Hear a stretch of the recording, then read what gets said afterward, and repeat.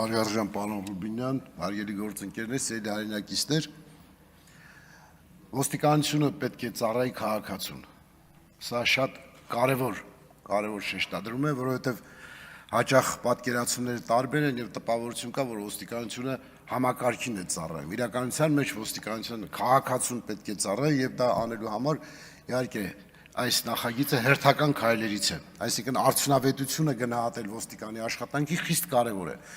Պատկերացրեք տարիներով ծառայողը չի կարող գնահատել իր աշխատանքը եւ տարիներով կարող է նույն աշխատավարձով աշխատել եւ սա կարող է բերել լճացման եւ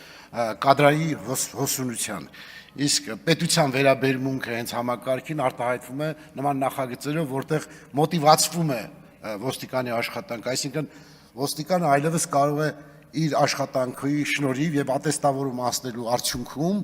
ունենալ բարձր աշխատավարձ եւ կարողանալ իսկապես հանրային վստահությունը պետության եւ քաղաքացու միջև ամբողջովին ապահովել, որովհետեւ պատրաստված ոստիկանը դա քաղաքացու եւ պետության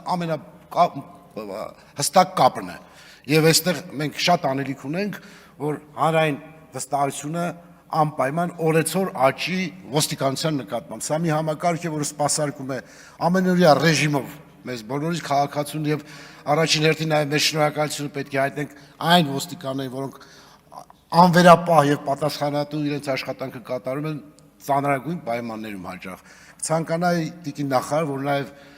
դուք նշեիք որոշակի թվեր այս պահին միջին աշխատավարձի վերաբերյալ եւ սպասվելիք հավելավճարների մոտավոր չափերը թե տոկոսային արտահայտությամբ, որովհետեւ նաեւ մենք հասկանանք, թե